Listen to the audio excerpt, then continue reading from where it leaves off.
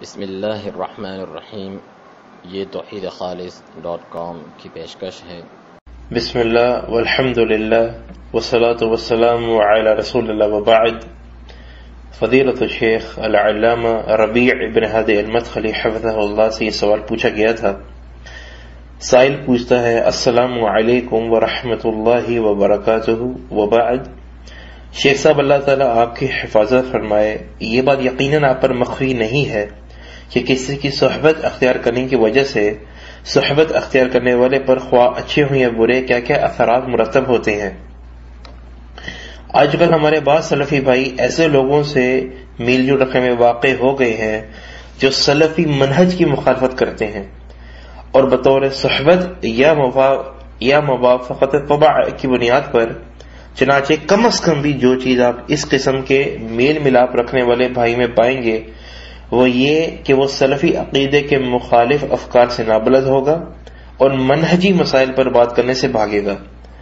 بس ہم آپ سے یہ چاہتے ہیں کہ آپ کوئی سلفی تربیتی باتیں ہمیں نصیحت فرمائیں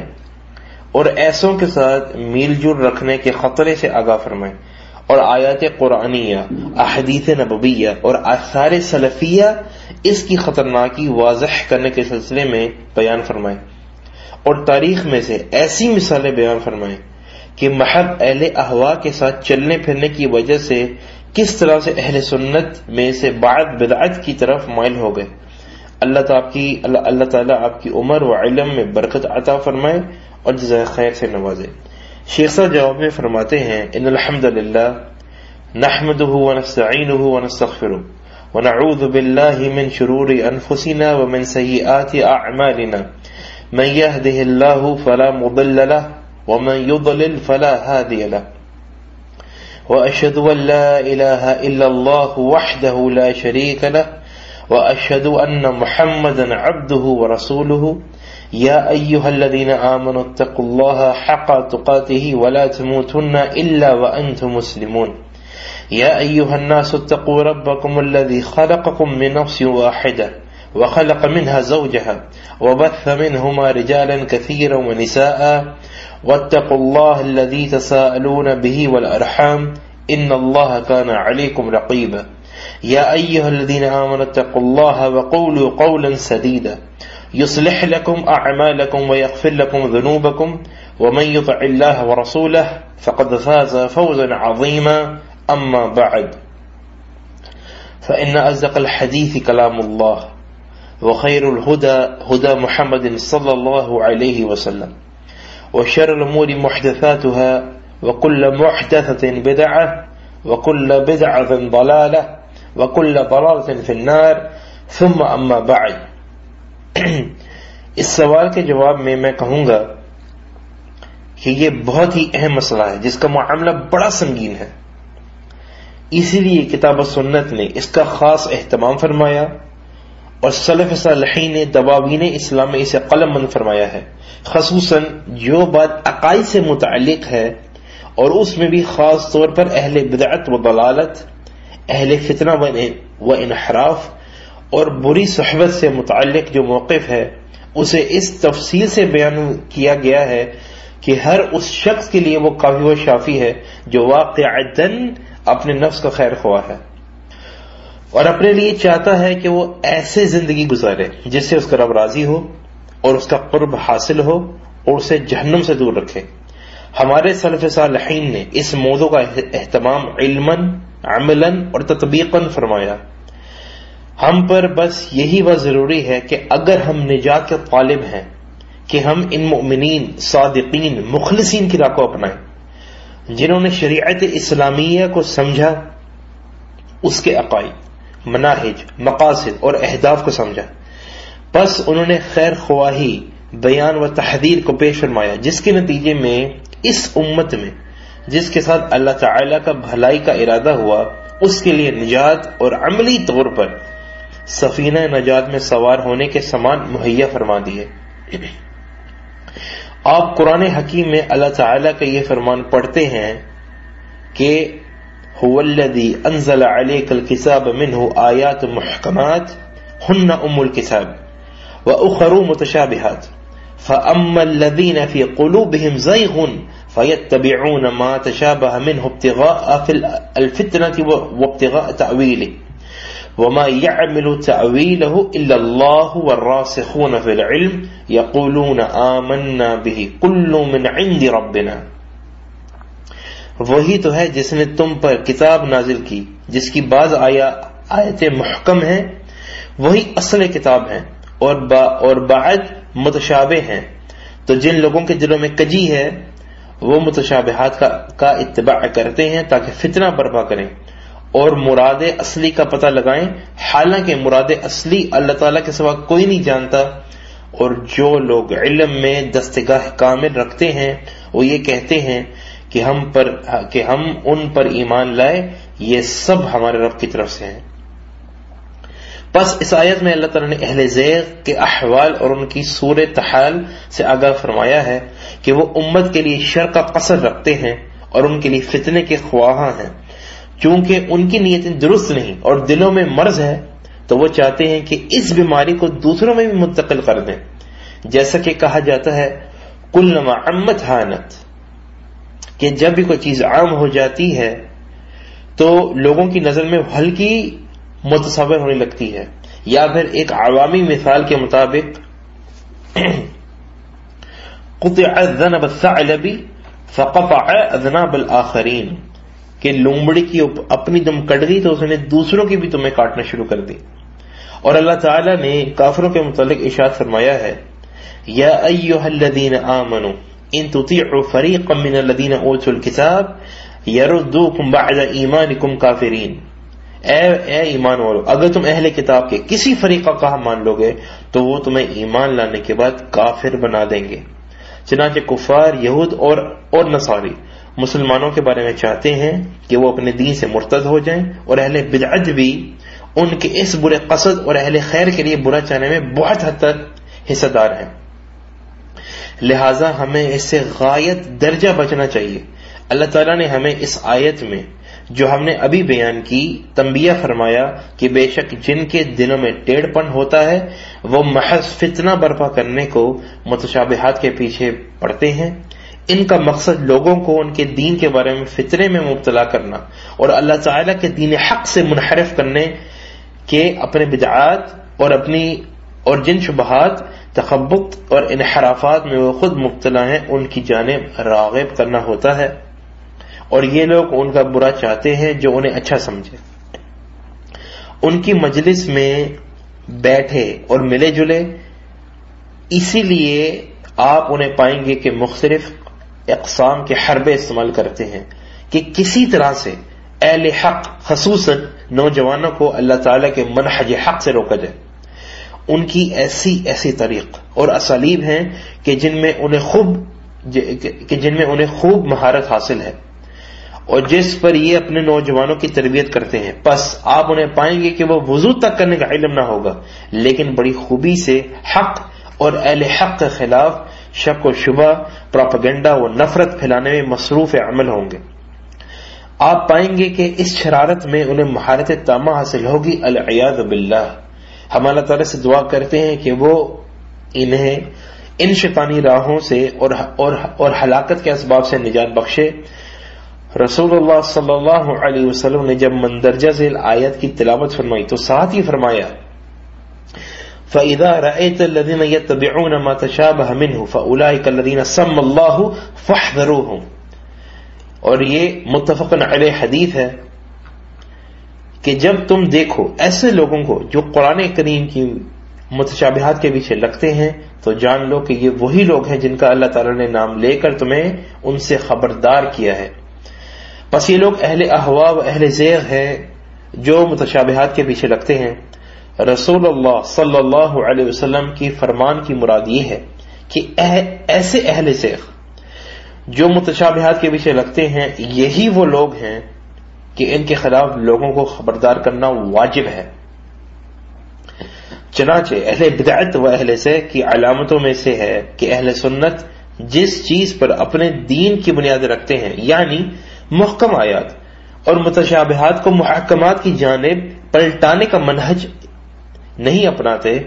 بلکہ محض اسی بات کو پکڑتے ہیں جو ان کی خواہشات کے موافق ہو اور جن کے ذریعے وہ اپنے فاسد دعوت اور گمراہ کن بدعات کو لوگوں میں رواج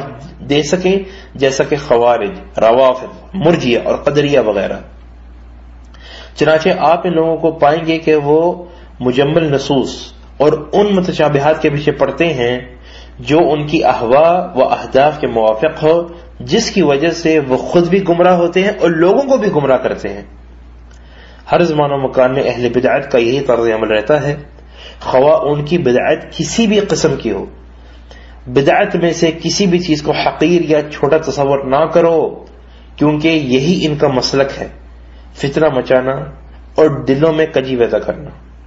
یہ چاہتے ہیں کہ لوگوں کو فتنے میں مبتلا کریں اور ان کے دلوں میں اپنی دلوں جیسا ٹیڑھ پن پروان چڑھائیں، اور ان کے انحراف کی طرح لوگ بھی منحرف ہو جائیں، اور ان کے فتنے کی طرح لوگ بھی فتنہ میں گرفتار ہو جائیں، العیاذ باللہ۔ بس آپ نے ملاحظہ فرمایا کہ قرآنی آیات ان کا حال بیان کرتی ہے، اسی طرح سے رسول اللہ صلی اللہ علیہ وسلم نے ان کا حال بیان فرمایا اور ان سے خبردار فرمایا۔ جب ان صحابہ کرام رضی اللہ عنہم اجمعین سے توبہ کر لینے کے باوجود بھی بائیکاٹ کا حکم دیا گیا، جو غزوہ تبوک میں پیچھے رہ گئے تھے، حالانکہ وہ اس فتنے کو لیے نہیں پھرتے تھے کہ لوگوں میں اسے رائج کریں، بلکہ تائب و نادم ہو کر اپنی کوتاہی کا اعتراف فرمایا، پھر بھی انہوں نے رسول اللہ صلی اللہ علیہ وسلم کے اس حکم کی مخالفت نہیں فرمائی، کیونکہ بائی صورت عین ممکن تھا کہ ان پر نفاق کی تہمت لگ جائے۔ بس منحرف، اہل بدعت اور گمراہ لوگوں کے بارے میں حسن ظن رکھنا اللہ تعالی کے منہج کے خلاف ہے، لازم ہے کہ ان سے خبردار کیا جائے۔ یہی وجہ ہے کہ رسول اللہ صلی اللہ علیہ وسلم نے ارشاد فرمایا، فَإِذَا رَأَيْتَ الَّذِينَ يَتَّبِعُونَ مَا تَشَابَهَ مِنْهُ فَأُولَئِكَ الَّذِينَ سَمَّ اللَّهُ فَاحْذَرُوهُمْ۔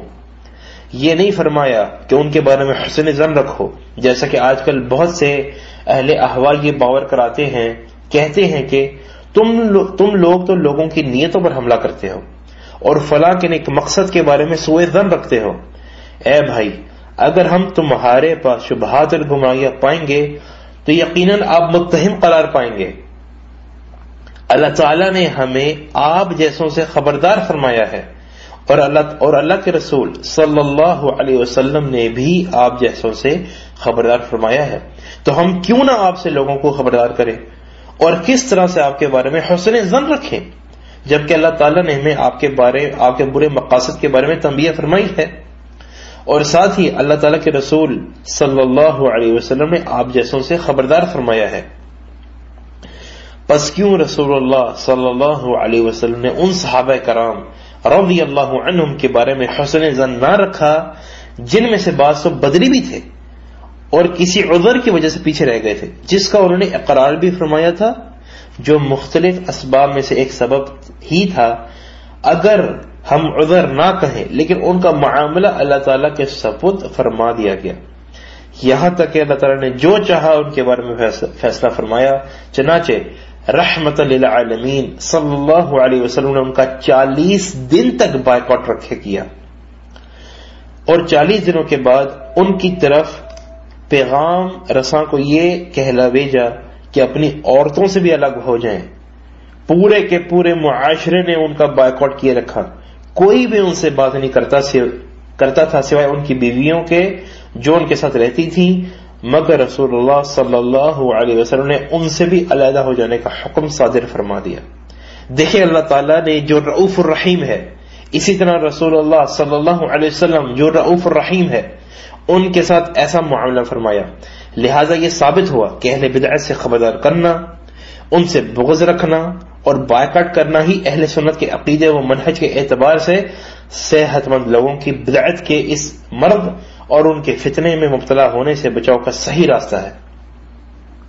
جبکہ ان کے بارے میں تساہل برتنا، حسن ظن رکھتے ہوئے ان کی جانب مائل ہونا گمراہی اور انحراف کے طریقے کی ابتدا ہے۔ اللہ تعالیٰ فرماتا ہے وَلَا تَرْكَنُوا إِلَّا الَّذِينَ ظَلَمُوا فَتَمَسَّكُمُ النَّارُ، اور جو لوگ ظالم ہیں ان کی طرف مائل نہ ہونا، وہ تمہیں دوزخ کی تمہیں دوزخ کی آگ آ لپٹے گی۔ اہل بدعت سے بڑھ کر اور کون ظالم ہو سکتا ہے؟ اہل بدعت گناہگاروں اور فاسقوں سے بھی بدتر ہیں.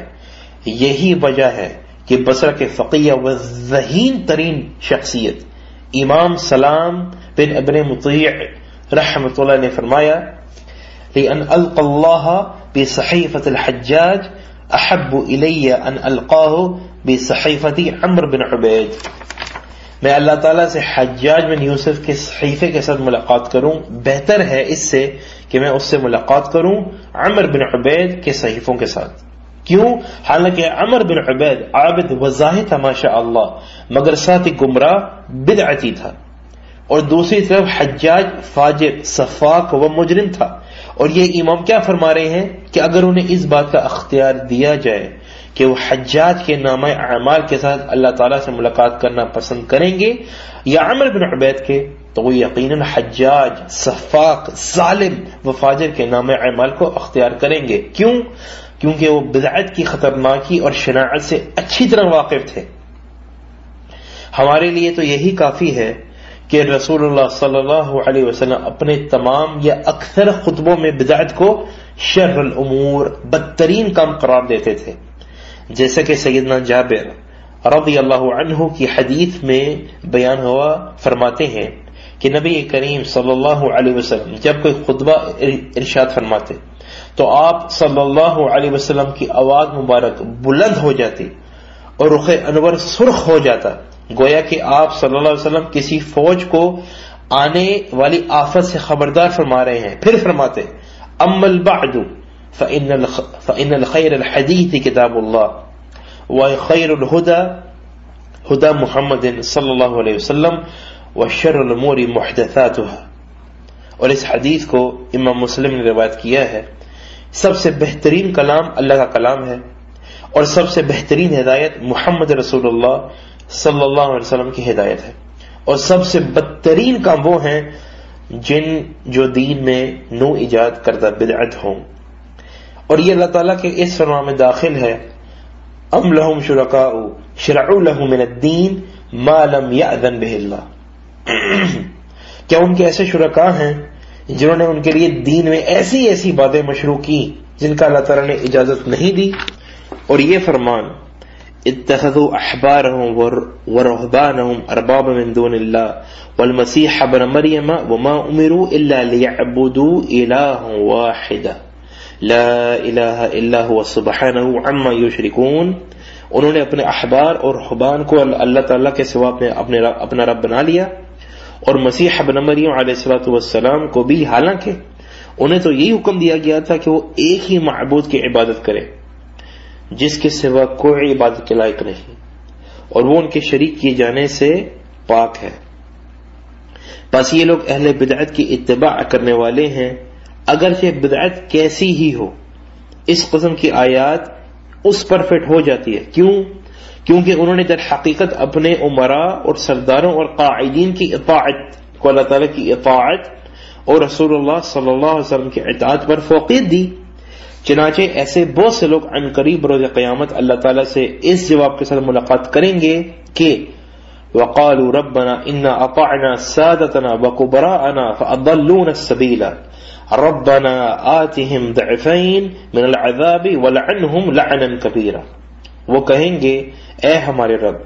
ہم نے اپنے سرداروں اور بڑے لوگوں کا کہا مانا تو انہوں نے ہم کو صحیح راستے سے گمراہ کر دیا. اے ہمارے رب، ان کو دگنا عذاب دے اور ان پر بڑی لعنت کر. ان میں بہت سے، سب کو میں نہیں کہتا مگر بہت سے عن قریب اس جواب کے ساتھ اللہ تعالیٰ کے ساتھ ملاقات کریں گے، خاص طور پر جس نے حق بات کی مخالفت میں اپنے ہوائے نفس کی پیروی کی اور باطل پر نہ صرف راضی رہا بلکہ اس کی طرف دعوت بھی دی اور حق بات کی حقیقت کو بگاڑنے کی کوشش کی. جیسا کہ آج کل بہت سے لوگوں کی حالت زار ہے، آپ انہیں دیکھیں گے کہ اسلام کا لبادہ اوڑھ رکھا ہوگا بلکہ اس سے بڑھ کر سلفیت تک کے روپ میں آئیں گے،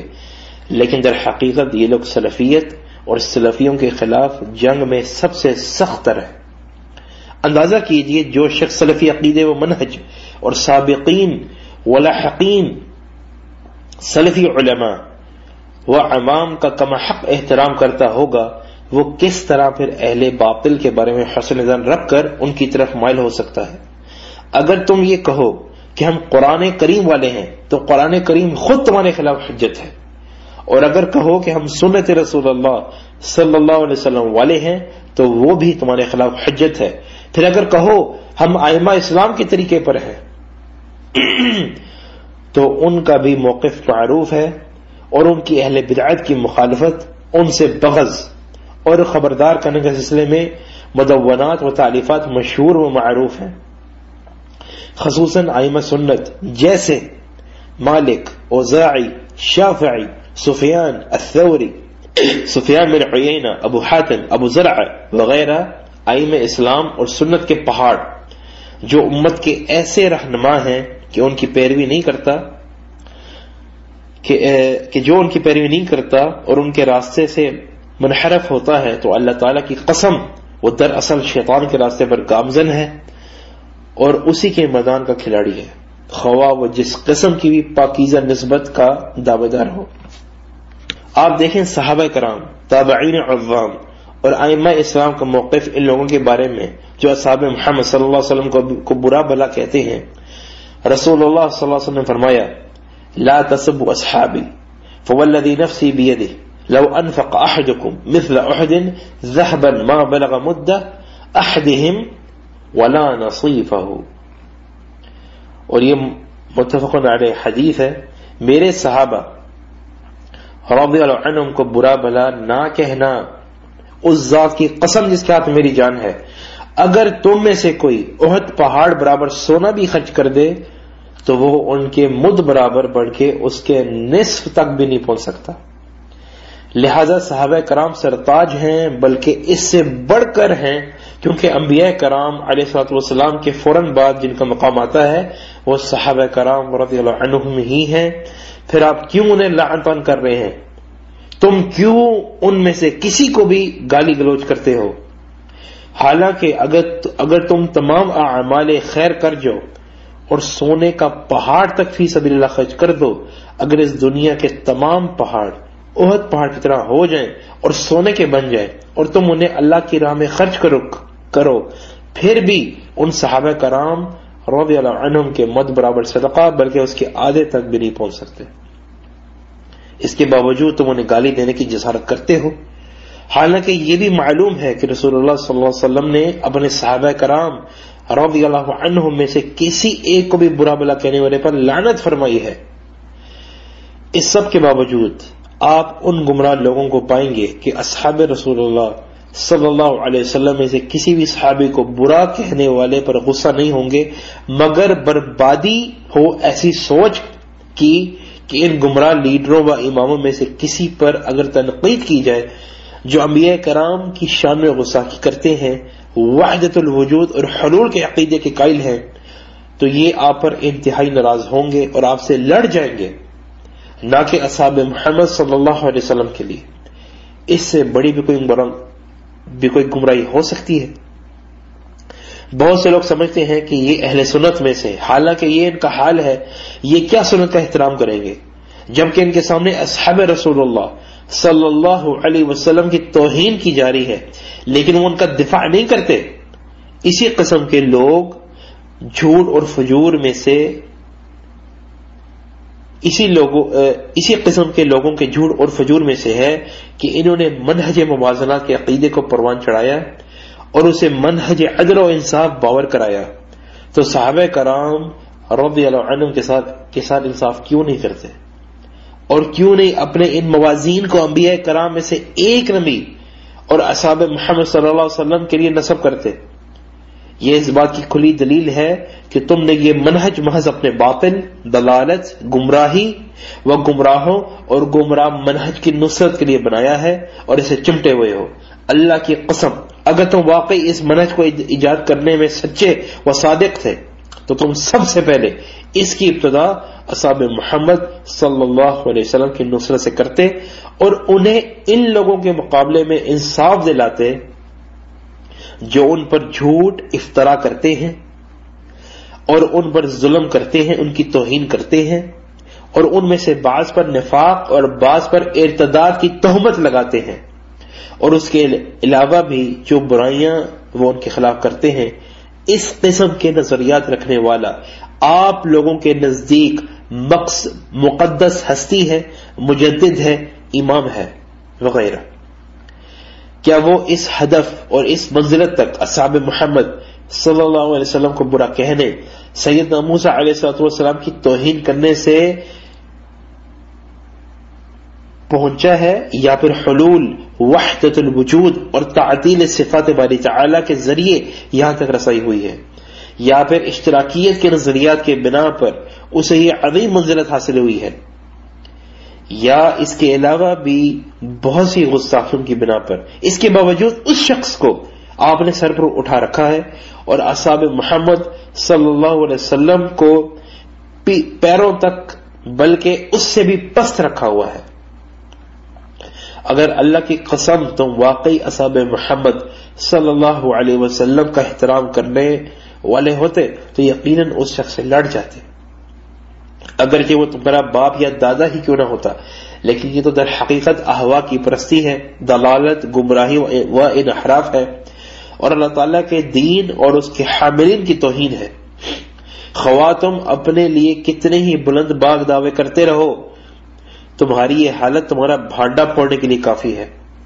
بہرحال میں نوجوانوں کو نصیحت کرتا ہوں کہ وہ ائمہ سنت کی کتب سے براہ راست علم حاصل کریں، نہ کہ فلاں کی کیسٹ یا فلاں کی کتابوں سے، بلکہ علم کو اس کے اصل ماخذ سے حاصل کیجیے،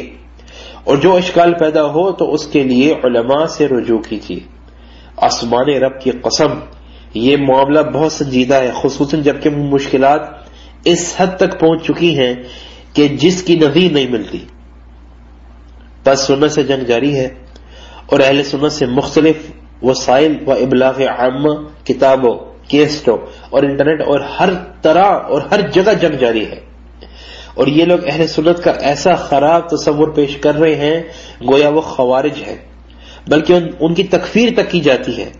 لہذا اسلام اور مسلمانوں کے خلاف اس سے بڑھ کر شدید و خبیث کون سا خطرناک فتنہ ہوگا جو پوری زمین، فضا اور ماحول کو اپنی لپیٹ میں لیے ہوئے ہے۔ اللہ تعالیٰ ہی سے عافیت کا سوال ہے۔ ہم سلفی نوجوانوں کو ان لوگوں کی طرف مائل ہونے، اختلاط اور میل ملاپ رکھنے سے خبردار کرتے ہیں۔ انہیں چاہیے کہ جو ان سے پہلے ہو گزرے ہیں ان سے عبرت حاصل کریں، جنہوں نے اپنے آپ کو کچھ سمجھتے ہوئے اپنے ذات کے بارے میں دھوکہ کھا لیا اور چلے تھے کہ ہم عنقریب ان گمراہ بدعتیوں کو ہدایت یاب کر لیں گے اور انہیں ان کے ٹیڑھ پن اور گمراہی سے پلٹا دیں گے، لیکن حال یہ ہوا کہ خود ان کے قدم ڈگمگا گئے اور بالآخر وہ خود اہل بدعت کی گود میں جا بیٹھے۔ طلوع فجر اسلام سے لے کر اب تک اس قسم کے تجارب گزرتے چلے آئے ہیں، جیسے صحابہ کرام رضی اللہ عنہم کی اولاد میں سے جو ابن سبا کی جانب مائل ہوئے تو گمراہی میں مبتلا ہو گئے، اسی طرح صحابہ کرام اور تابعین رحمت اللہ علیہ مجمعین کی اولاد میں سے جو مختار بن ابی عبید کی طرف مائل ہوئے تو گمراہی میں پڑ گئے، اور کتنے ہی لوگ ان گمراہ سیاسی، دینی داعیان اور اہل بدعت کی لیڈروں کی طرف مائل ہونے کے سبب گمراہوں کے جانسے میں پھنس گئے۔ ایسی بہت سی مثالیں ہیں، لیکن ہم ان میں سے ایک ہی قصے پر اکتفا کریں گے۔ عمران بن حطان اہل سنت میں تھے، خوارج کی ایک عورت کی جانب مائل ہوئے اور چاہا کہ اس سے نکاح کر کے اسے سنت کی طرف رہنمائی کروں، پس انہوں نے اس سے نکاح کر لیا، پھر اس عورت نے انہیں بھی اپنی گمراہی میں مبتلا کر دیا۔ اللہ تعالیٰ نے اس کا بیڑا غرق کر دیا، یعنی چاہتا تو یہ تھا کہ اسے ہدایت کرے مگر خود اس کی گمراہی میں مبتلا ہو گیا۔ اسی طرح سے بہت سے ایسے لوگ جو سلفی منہج کی جانب اپنے آپ کو منسوب کرتے ہیں کہتے ہیں ہم اہل احوا میں اس لیے داخل ہوتا ہوں تاکہ انہیں صحیح راہ کی جانب رہنمائی کر سکوں، لیکن بالآخر خود اس کے جانچے میں پھنس جاتے ہیں۔ عبد الرحمن بن ملجم اور عمران بن حطان یہ سب اپنے آپ کو سنت کی جانب منسوب کیا کرتے تھے، پھر جب گمراہی میں مبتلا ہوئے تو عبد الرحمن بن ملجم اس حد تک پہنچ گیا کہ اس نے امیر المؤمنین علی رضی اللہ عنہ کو قتل کر دیا، اور عمران بن حطان اس حد تک پہنچا کہ اس قاتل کی مدح میں اشعار لکھے۔ اللہ تعالیٰ میں اپنی عافیت میں رکھے، کہتا ہے اے قاتل جو اپنے مقصد میں تقوی کی پر قائم تھا اور اپنے اس عمل سے عرش والے اللہ کی رضا کا ہی خواستگار تھا، مجھے جب وہ یاد آتا ہے تو میں اسے عند اللہ میزان میں سب سے وفادار مخلوق خیال کرتا ہوں۔ اس نے اس قوم کی قبروں کی طرح شرف حاصل کیا جن کی قبریں گویا کے پرندوں کے پپوٹے ہیں،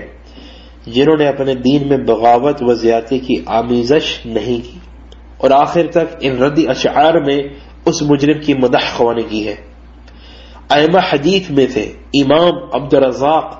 بن جعفر بن سلیمان الضبعی کے عبادت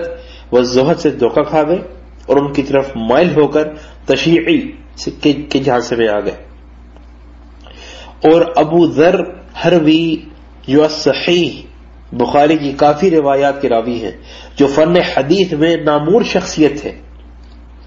امام دارقطنی رحمۃ اللہ علیہ کے محض ایک کلمے کی وجہ سے جو انہوں نے کبھی الباقلانی کی تعریف میں کہہ دیا تھا دھوکہ کھا گئے۔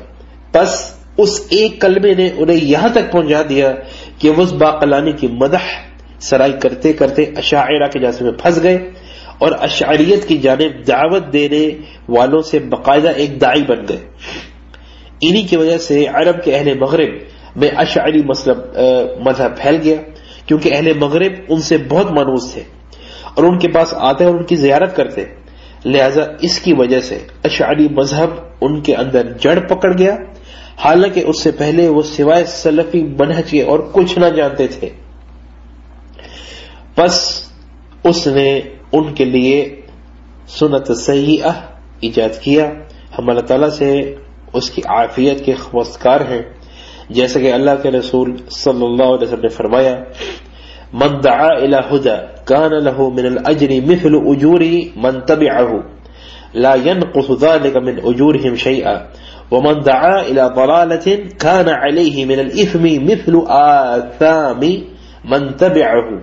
لا ينقص ذلك من آثامهم شيئا۔ اس حدیث کو مسلم نے روایت کیا ہے، جس کسی نے ہدایت کی جانب لوگوں کو دعوت دی تو اسے اس دعوت کی پیروی کرنے والوں کا اجر کم کیے بغیر ان جیسا اجر ملے گا، اور جس کسی نے گمراہی کی جانب دعوت دی تو اسے اس دعوت کی پیروی کرنے والوں کے گناہ کم کیے بغیر ان جیسا گناہ ملے گا۔ اللہ تعالیٰ سے عافیت کا سوال ہے۔ امام بحقی رحمۃ اللہ علیہ جب بعض گمراہوں کی وجہ سے دھوکہ کھا گئے، جیسا کہ ابن فورق اور اس جیسے دوسرے، حالانکہ وہ فن حدیث میں یگانہ روزگار تھے، اب تم اپنی حالت دیکھو کہ ایک تو جاہل ہو اور محض اپنے نفس کے دھوکے میں آ کر اس پر اعتماد کر بیٹھے ہو، اور نہ ہی تمہارے پاس وہ علم ہے جو کہ تمہاری حفاظت کر سکے، لہذا تم اپنا سو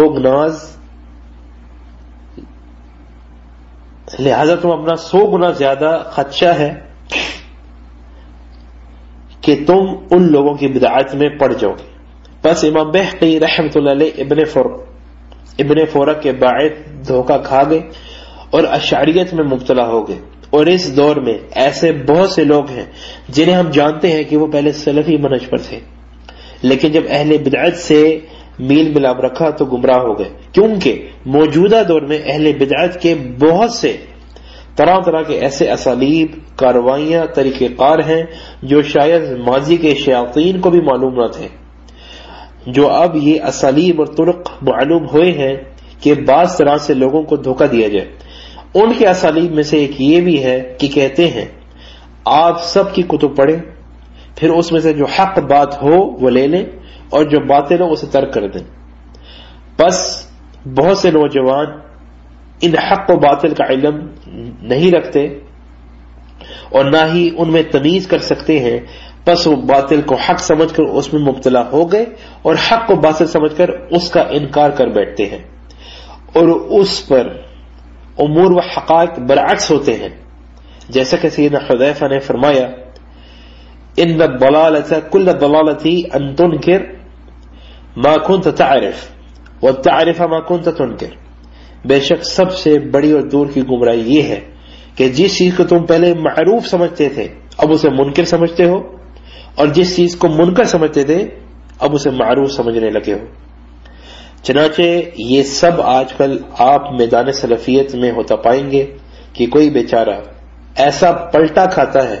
کہ اہل سنت کے خلاف برسر پیکار ہو جاتا ہے اور اس کے نزدیک منکر معروف اور معروف منکر بن جاتا ہے، اور یہی بہت بڑی اور دور کی گمراہی ہے۔ پس ہم سلفی نوجوانوں کو اہل بدعت کے دھوکے میں آنے اور ان کی جانب مائل ہونے سے خبردار کرتے ہیں۔ میں سلفی نوجوانوں کو مندرجہ ذیل نصیحتیں کرتا ہوں۔ اولا وہ علم حاصل کریں اور اہل خیر کی مجالس اختیار کریں، ساتھ ہی اہل شر سے پرہیز کریں، کیونکہ رسول اللہ صلی اللہ علیہ وسلم نے برے ساتھی اور اس کے برے اثرات، دوسری جانب اچھے ساتھی اور اچھے اثرات کی مثال بیان فرمائی ہے۔ اللہ کے نبی صلی اللہ علیہ وسلم متفق علیہ حدیث ہے، فرماتے ہیں مثل الجلیس الصالح والسوء كحامل المسك ونافخ الكير، فحامل المسك اما ان يحذيك واما ان تتبع واما ان تبتاع منه واما ان تجد منه ريحا طيبة، ونافخ الكير اما ان يحرق ثيابك واما ان تجد ريحا خبيثة، کہ اچھے ساتھی اور برے ساتھی کی مثال ایک عطر فروش اور بھٹی دھونکنے والے کی مانند ہے۔ جو عطر فروش ہے وہ یا تو تجھے عطر تحفے میں دے گا، یا تو اسے خرید لے گا، یا پھر کم از کم تجھے اس کی طرف سے اچھی خوشبو آتی رہے گی۔ اور برے ہم نشین کی مثال ایک بھٹی دھونکنے والے کی مانند ہے، جو یا تو تمہارے کپڑے جلا دے گا یا تو تمہیں اس کے دھوئے سے محفوظ نہ رکھ سکے گا۔ چنانچہ چھوٹے پیمانے پر ہو یا بڑے پیمانے پر برائی یا تکلیف لازماً آپ کو پہنچ کر رہے گی۔ جب یہ بات معلوم ہے کہ برے لوگوں کی مجلس اختیار کرنا لازماً نقصان دہ ہے، پھر آپ ان کی مجالس اور میل جول کے حریص ہیں، آخر کیا دلیل ہے آپ کے پاس اس کے جواز کی؟ رسول اللہ صلی اللہ علیہ وسلم نے اس سے خبردار فرمایا، رسول اللہ صلی اللہ علیہ وسلم نے اسے ڈرایا، اور رسول اللہ صلی اللہ علیہ وسلم نے اس کی خطرناکی کو بیان فرمایا، پھر کیا عذر ہے آپ کے پاس؟ اسی طرح سے ائمہ اسلام نے اس سے خبردار فرمایا اور ڈرایا، اور رسول اللہ صلی اللہ علیہ وسلم کی بتائی ہوئی ہدایات اور قرآن و سنت میں موجود توجیہات کو عملی طور پر نافذ فرمایا۔ پھر تم کس دلیل کی بنا پر اہل سنت والجماعت کے منہج کی مخالفت کرتے ہو؟ اور تمہیں تمہارے بھائیوں نے بھی خوب سمجھایا جو تمہاری خیر خواہی کے طالب تھے اور ڈرتے تھے کہ تم کہیں شر میں مبتلا نہ ہو جاؤ۔ لہٰذا میں تمام سلفی نوجوانوں کو جہاں کہیں بھی وہ ہوں اور جس کسی مقام و مرتبہ پر فائز ہوں یہ نصیحت کرتا ہوں کہ وہ منہج سلف کا علم حاصل کریں اور اہل سنت والجماعت کی قدر و منزلت کو پہچانیں، اور ان کے بارے میں یہ جانیں کہ وہ خیر خواہ اور علم رکھنے والے لوگ ہیں۔ یہ جو کچھ بولتے ہیں، اللہ کی قسم جو کوئی ان کی بات مانتا ہے یا پھر مخالفت کرتا ہے اسے آخر کار اسی چیز کا سامنا ہو کر رہتا ہے جس کی وہ خبر دیا کرتے تھے۔ مثلا جو ان کی مخالفت کرتا ہے غالباً وہ باطل اور شر میں مبتلا ہو ہی جاتا ہے، اور جو ان کی نصیحت سے فائدہ اٹھا لیتا ہے وہ نجات پا جاتا ہے۔ اور حقیقت تو یہ ہے کہ سلامتی اور نجات کے برابر کوئی چیز نہیں۔ جب کبار سلف جیسے ایوب سختیانی، ابن سیرین اور مجاہد وغیرہ اس بات کی اپنے اندر طاقت نہیں پاتے تھے کہ وہ محض ایک کلمہ یا نصف کلمہ جسے اہل باطل سے سن سکے، تو اور تمہیں اس بات کی اجازت بھی نہیں دے پاتے ہیں کہ تم اہل بدعت سے مناظرہ کرو، کیونکہ مناظرہ کرنا تمہیں فتنے میں مبتلا کر سکتا ہے، کیونکہ یہی لوگ اہل علم و ذکا اور خیر خواہ ہیں۔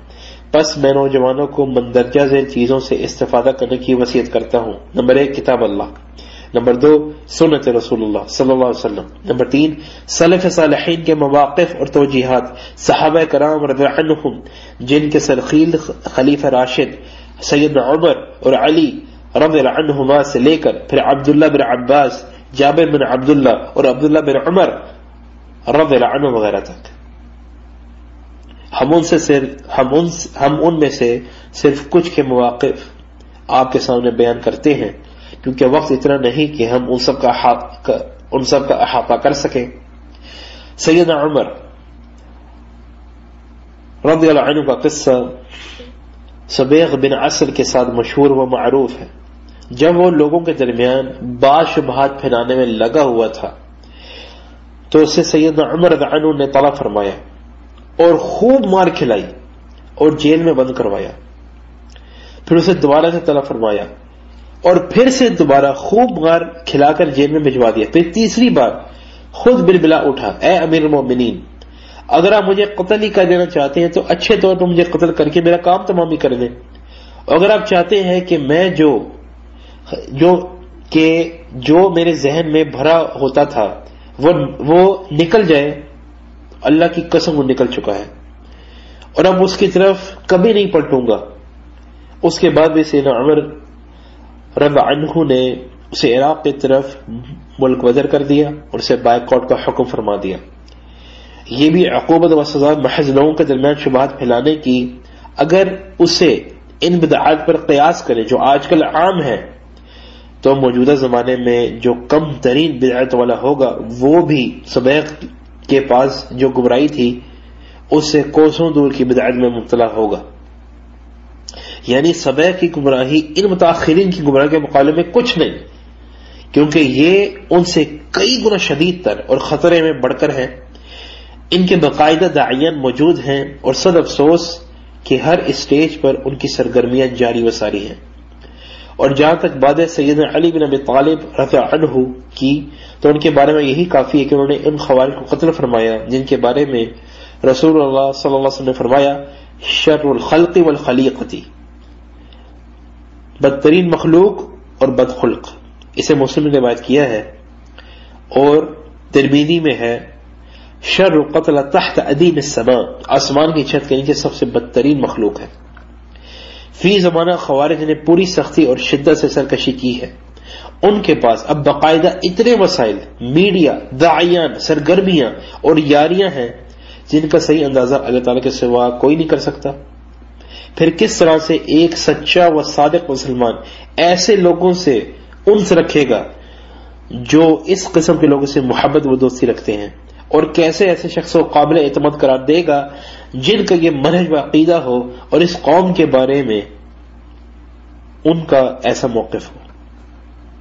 سیدنا عبداللہ بن عباس کا انتہائی سخت کلام ہے اہل قدر کے خلاف. فرماتے ہیں ائتونی بواحد منہم حتی اعد انفہ حتی اجدعہ، ان میں سے کسی کو میرے پاس لاؤ، میں اس کی ناک دبا دوں یہاں تک کہ وہ مستقل زخمی و معذور ہو جائے. یہ جیسا کہ انہوں نے فرمایا یعنی وہ اہل بدعت کی یہ درگت بنانا چاہتے تھے. سیدنا ابن عمر رضی اللہ عنہما کو جب یہ خبر ملی کہ قوم اللہ تعالیٰ کے علم سابق کی انکاری ہے اور کہتی ہے کوئی تقدیر نہیں ہوتی، تو فرمایا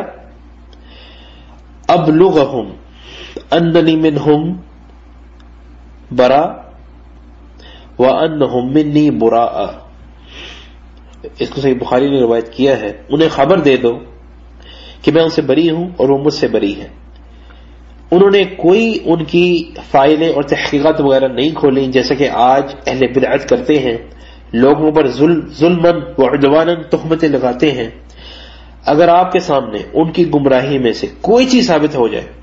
اور آپ اس کے بارے میں لوگوں کو آگاہ کریں اور خبردار کریں تو کہیں گے اس نے اس بات کی پہلے تحقیق نہیں کی. نعوذ باللہ. اس احوا پرستی سے اگر آپ ان کے سامنے 1000 گواہ بھی پیش کر دیں تو جو ان گمراہوں میں سے کسی گمراہ کے خلاف گواہی دیں تو بھی یہ ان کی گواہی قبول نہیں کریں گے. بس اپنے اس پرفریب اسالیب کے ذریعے انہوں نے اسلام اور نوجوان اسلام کو ضائع کر دیا. سیدہ ابن عمر رضی اللہ عنہما کو دیکھے جب انہیں صرف ایک نے خبر دی اور دوسرا محض سن رہا تھا تو اس کی تصدیق فرمائی، کیونکہ وہ مومن، عادل اور ثقہ تھا،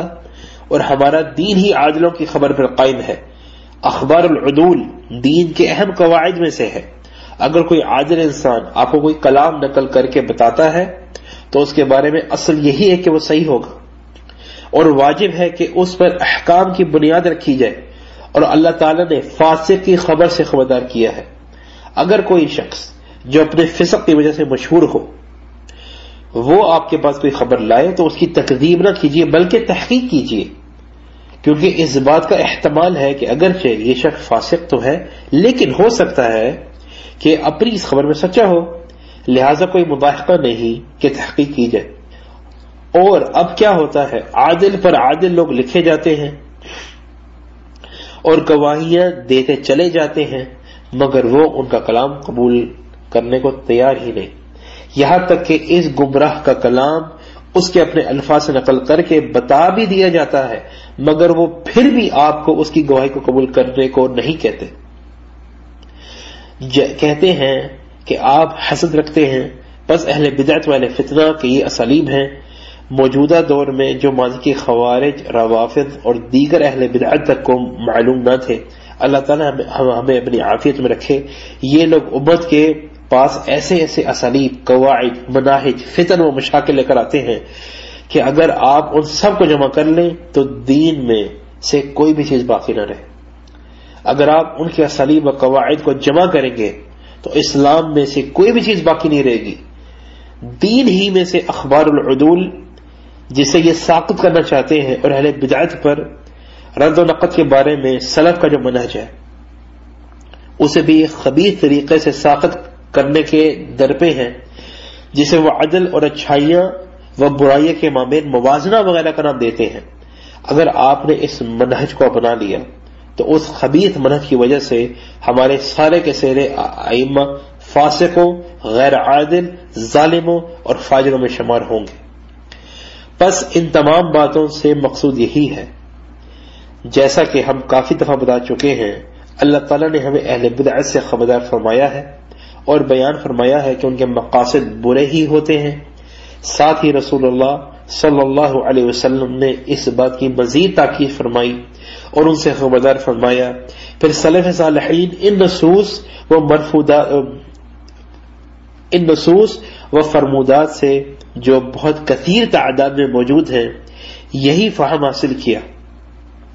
کہ کس طرح سے اہل بدعت و ضلالت کے بارے میں صحیح و سلیم موقف اپنایا جائے،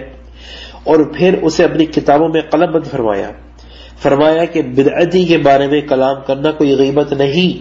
اور ان سے خبردار کرنا واجب ہے، اور اہل بدعت سے برسر پیکار ہونا جہاد ہے، اور یہ تلوار کے ذریعے قتال کرنے سے زیادہ افضل ہے۔ کیوں؟ کیونکہ یہ دین کو براہ راست فاسد کرتے ہیں۔ ایک فاسد شخص دین میں فساد کا مرتکب ہوتا ہے، جبکہ ایک فاسق شخص اس بات کا معترف ہوتا ہے کہ وہ منحرف ہے اور دین کے مخالف کام کرتا ہے اور اپنے دل میں توبہ کا خیال پاتا ہے، جبکہ یہ بدعتی ہرگز نہیں ایسا کرتا، یہ دین اور لوگوں میں فساد برپا کرتا ہے۔ یہی وجہ ہے کہ ہم پاتے ہیں اللہ تعالیٰ نے یہود کے ان کے احکام اللہ تعالیٰ نے یہود کے ان کے حکام، طاغوتوں و جابروں کی بنسبت احبار و رہبان اور علماء سوء کے خلاف زیادہ شدید جنگ فرمائی۔ کیوں؟ کیونکہ ان کی گمراہی و فساد لوگوں کے سامنے واضح و معروف تھا، لیکن یہ حق و باطل کو ایک دوسرے سے خلط ملط کرتے تھے، جیسا کہ اللہ تعالیٰ نے فرمایا لِمَ تَلْبِسُونَ الْحَقَّ بِالْبَاطِلِ وَتَكْتُمُونَ الْحَقَّ وَأَنْتُمْ تَعْلَمُونَ، تم سچ کو جھوٹ کے ساتھ خلط ملط کیوں کرتے ہو اور حق کو کیوں چھپاتے ہو حالانکہ تم جانتے بھی ہو۔ چنانچہ یہ حال ہے اہل بدعت کا کہ ان کے پاس حق میں سے کچھ باتیں ہوتی ہیں اور باطل میں سے بھی، پس وہ ان دونوں کا آپس میں ملا دیتے ہیں یہاں تک کہ وہ اچھی طرح سے لوگوں میں مروج ہو جائے۔ اس قدر مکر و فریب سے بھرپور یہ طریقہ کار ہے۔ اللہ تعالیٰ سب سے زیادہ اپنے بندوں میں جاننے والے ہیں۔